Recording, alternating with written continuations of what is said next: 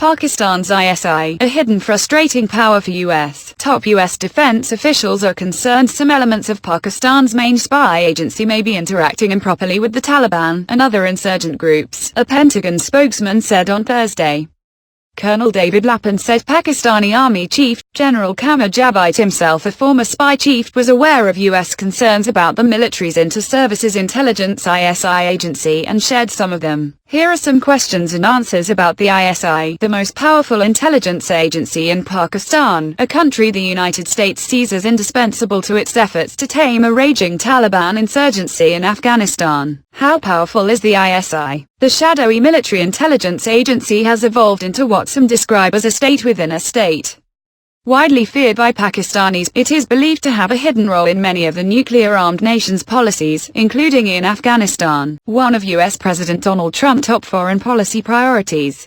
The ISI is seen as the Pakistani equivalent of the U.S. Central Agency CIA, with which it has had a symbiotic but sometimes strained relationship, and Israel's Mossad. Its size is not publicly known, but the ISI is widely believed to employ tens of thousands of agents, with informers in many spheres of public life. Hardline elements within the ISI are capable of being spoilers, no matter what position a Pakistani government might take, a reality the US and Afghan governments should take into account if they attempt to exclude Pakistan from negotiations with the Afghan Taliban. What about the ISI past? Created in 1948, the ISI gained importance and power during the 1979 to 1989 Soviet occupation of Afghanistan, and is now rated one of best organized intelligence agencies in the developing world. The ISI, along with the United States and Saudi Arabia, nurtured the Afghan Mujahideen, or Muslim holy warrior guerrillas, and helped them win the war.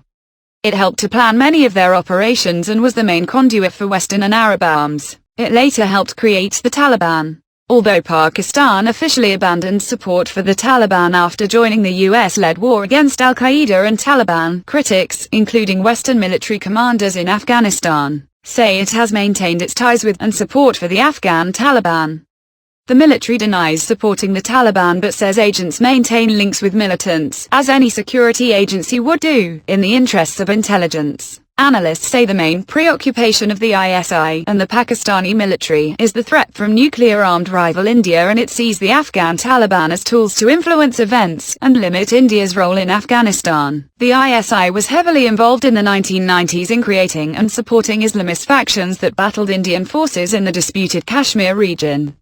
Some of those groups have since joined forces with the Pakistani Taliban to attack the state, including the ISI. That militants' alliance may be the biggest threat to Pakistan's long-term security, analysts say. What about the ISI current leadership? Lieutenant General Faiz Hamid is the Director General of the ISI.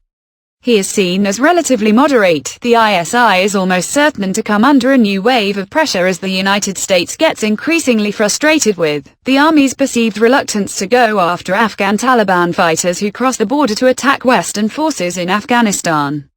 But the strategic interests of the ISI, headquartered in a sprawling, well-guarded complex in Islamabad,